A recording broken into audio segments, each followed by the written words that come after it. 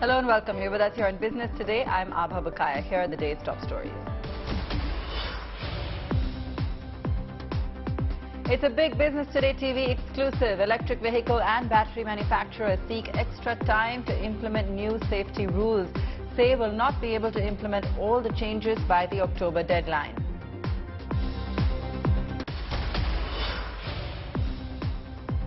The Wall Street bucks weak global sentiment, manages to snap its three-day losing run. Sensex up about 300 points and Nifty back above 17,600. FMCG and financial stocks lead the charge.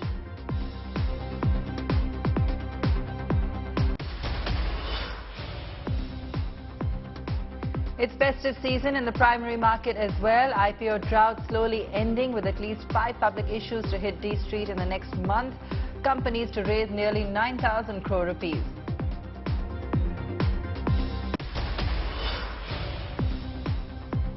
Gold plunges to its lowest in 7 months. Festive spirit bypasses the yellow metal as it's weighed down by spiraling inflation in the US. Is it the right time to buy gold before Diwali?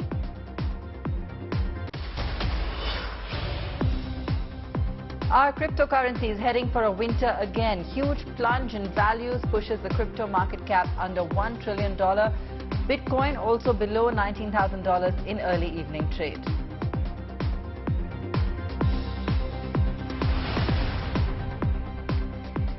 Now, despite a spate of electric vehicle fires in the recent past, EV and battery manufacturers have expressed their inability to meet the deadline for new safety standards. The government had given the industry time till 1st of October to implement new rules and standards. However, Business Today TV has learned from sources that the industry is seeking more time to comply with the rules. My colleague Chetan Bhutani joins us with more details. Chetan, why is the EV industry asking for more time? What's the reason behind the delay in implementing this?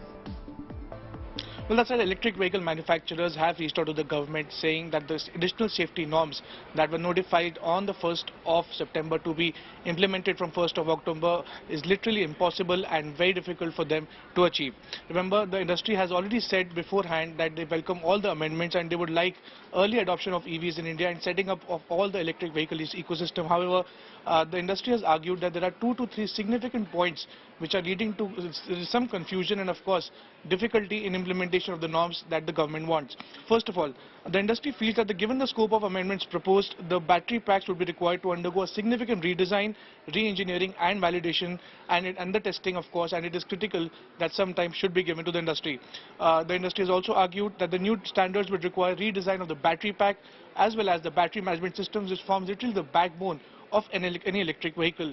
It would also require new tooling for the aluminum casing, which literally protects the battery management system and the battery pack, and the new capital requirement, a significant capital investment would be required to be undertaken by the electric vehicle company. Thirdly, recertification will need to be done by the 2 testing agencies, significant testing agencies, which is the ARAI and ICAT. However, the government on 1st of September had notified that the 3 to 4 important significant measures that the industry needs to take, which includes the battery cells, battery management system, onboard chargers, design of the battery pack, and of course thermal propagation due to the internal cell short circuits that were literally causing fire. So the government really wants that these 3 to 4 amendments should be done as soon as possible so that the electric vehicles that are catching fire, the cases should go down, and of course EVs adoption should be made early in India. All right, thanks for that, Chetan. Let's take a look at how markets fared today. And after a complete smashing on Friday, they bucked the global trend and in fact saw a smart comeback today. Sensex up 300 points, Nifty also reclaiming 17,600. FMCG stocks, financial stocks, those were the ones aiding the rebound. M&M was the top Nifty gainer following a 30% stake sale in its renewable energy arm. Bajaj Finance, Adani Ports, SBI Life and Hindustan Unilever were some of the other blue chip gainers. On the downside, metal stocks came under pressure. Tata Steel, JSW Steel, Tata Motors, Britannia, Power Grid, some of the top laggards in trade today.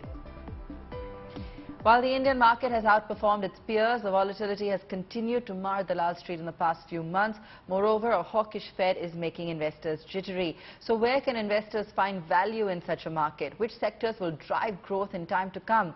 I spoke to Mahesh Patil from Aditya Birla Sun Life AMC. Listen into an excerpt of that conversation.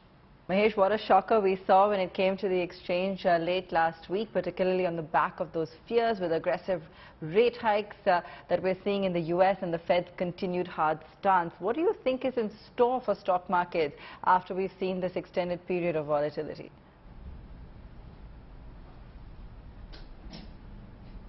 Yeah.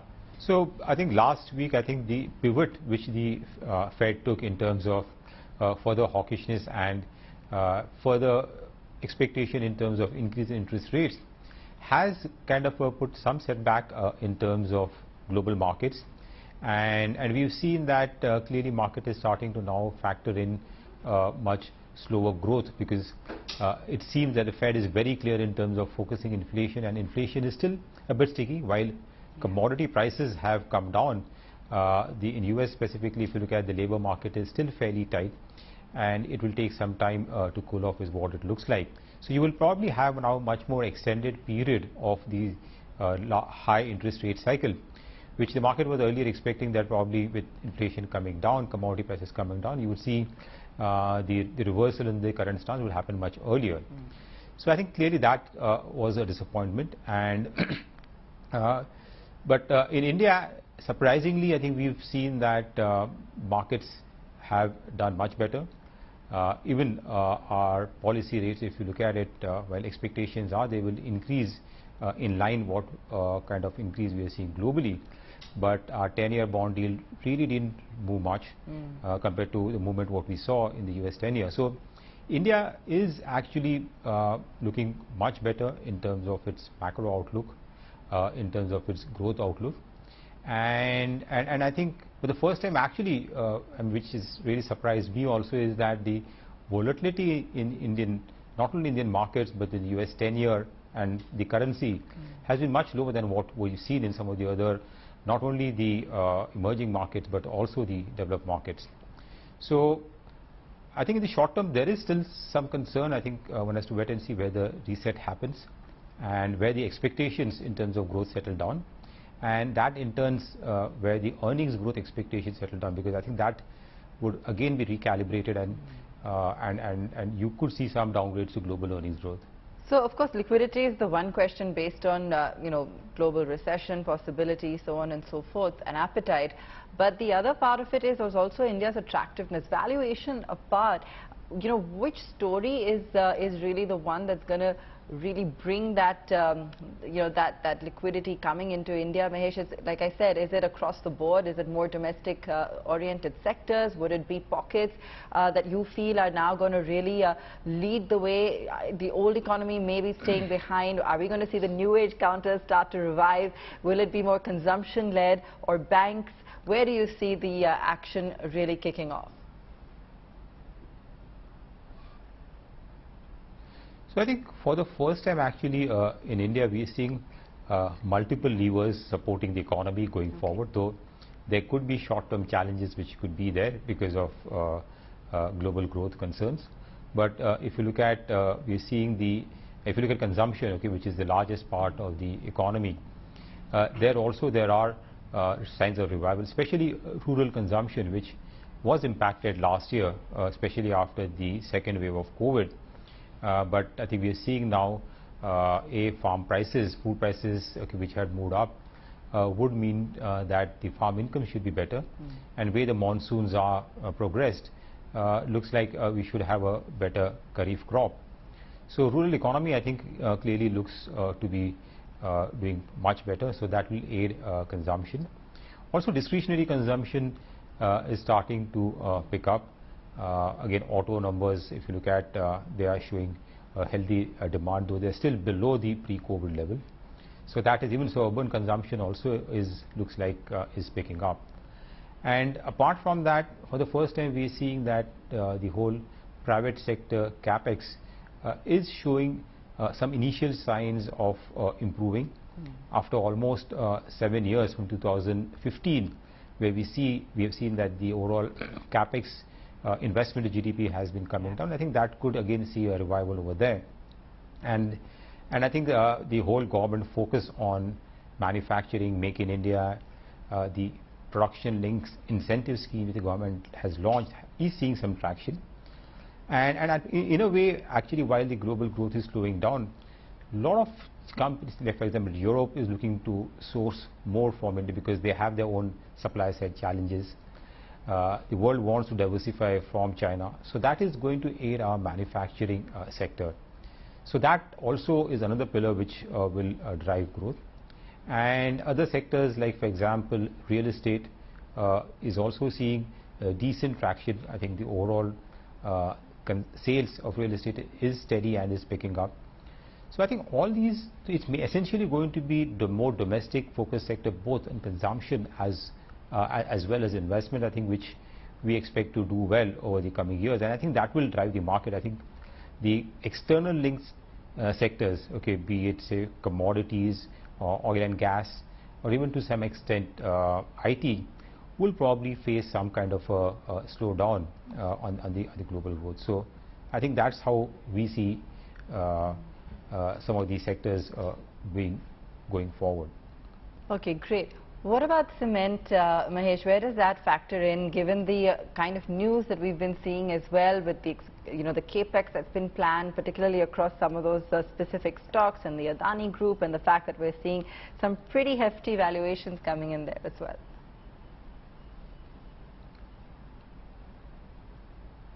The cement sector, again, is again a play on the domestic economy, the whole investments, and also real estate, because a lot of cement demand goes for building houses and not just infrastructure.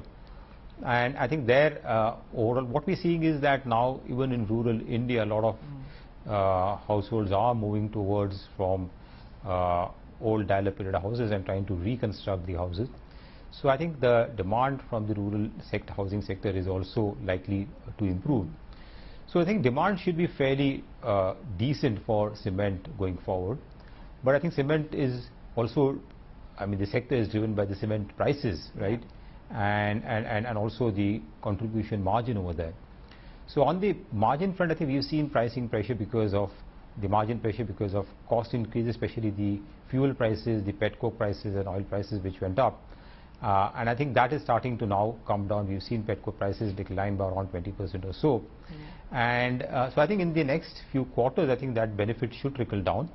And pricing would be determined by the overall how the competitive dynamics play out. So I think there overall, with some of consolidation in the industry again picking up with now the large acquisition which has happened, I think that could further drive consolidation in the cement sector, which should be good for prices remaining stable. So all in all, I would say the outlook there, while near term there is still some margin pressure, but as one moves forward, I think that sector should also see improvement, both in terms of volume growth as well as margins. And you can catch the full interview on businesstoday.in as well as our YouTube channel.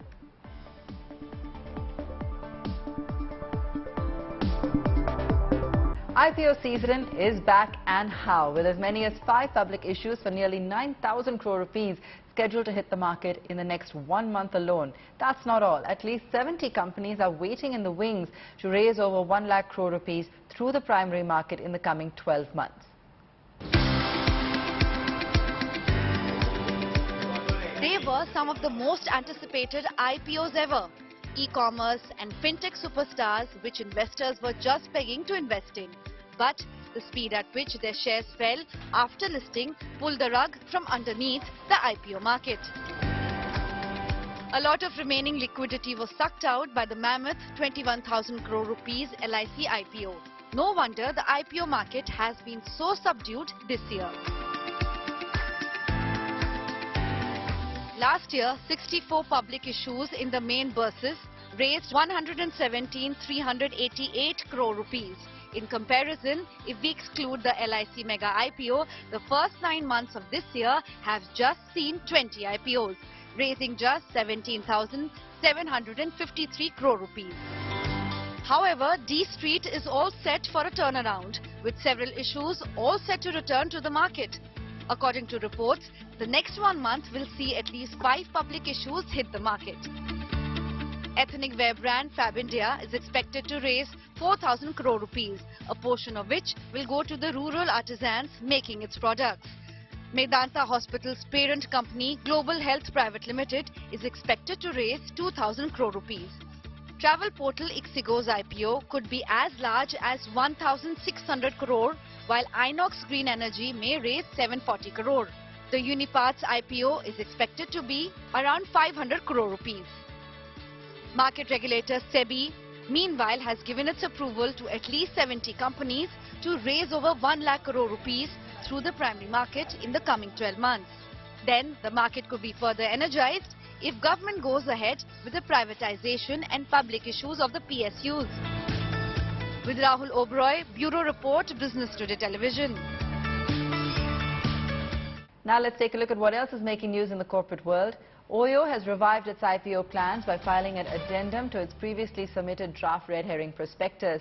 The company's losses halved nearly to 1,890 crore rupees in 21-22. The company's revenue rose 21% to 4,781 crore rupees.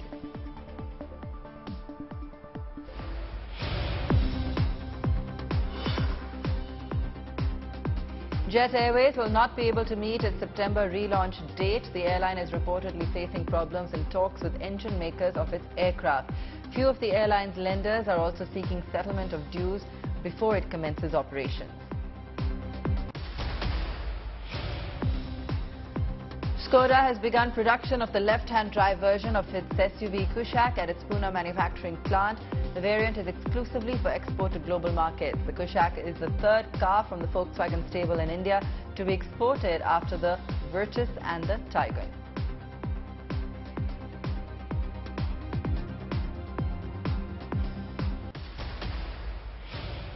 With crypto frauds on the rise, governments across the globe are ready to tighten the noose around the crypto market. The central government is also finally close to formulating a law on cryptocurrencies.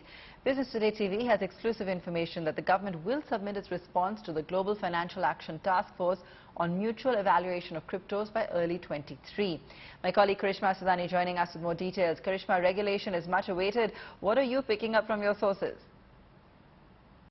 Well, absolutely looks like the road towards legality of cryptocurrency in India is fast approaching, because sources tell us that Ministry of Finance is in fact in significant discussions when it comes to legality of cryptocurrency, and they are doing this in order to present a response to the other companies to the other countries in order to, of course, come up with a global opinion. Now, this is all after the FSDC meeting that was held last week in Mumbai, but we are picking up that it is for the FATF, which is Financial Action Task Force on mutual evaluation, that government is now planning to submit a response, and one of the key questions that FATF has asked is on legality of cryptocurrency and stance of India when it comes to virtual digital assets. Now, government had pretty clearly made it obvious through last budget that they look at taxing VDAs, which is the virtual digital assets, at 30%, but what they've not yet clarified to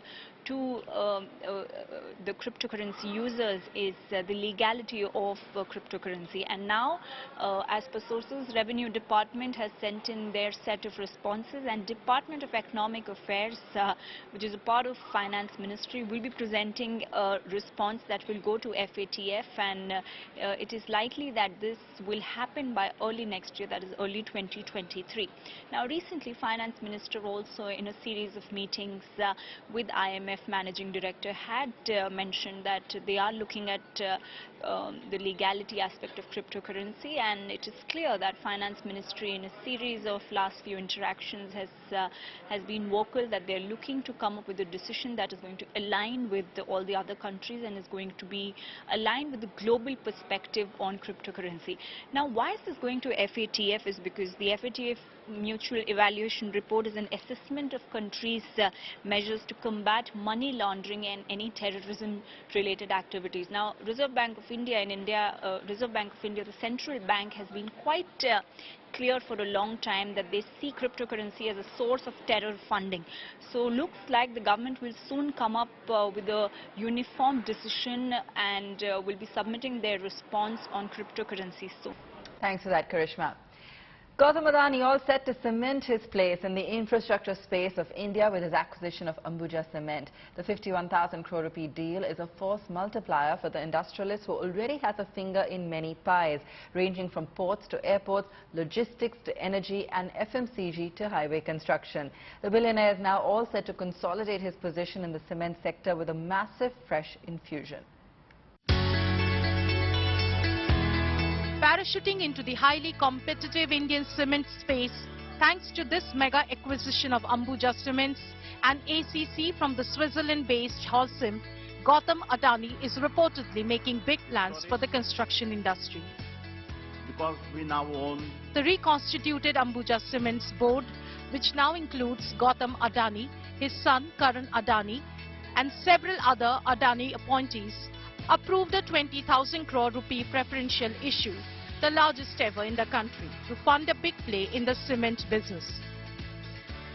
The Ambuja Cements ACC combined is currently the country's second largest cement manufacturers with a 70 million ton per year capacity.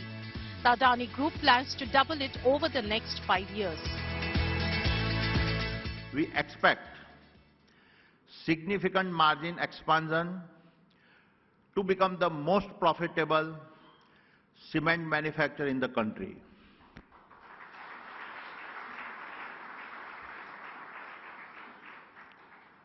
And we anticipate going from the current 70 million tons capacity to 140 million tons in the next 5 years.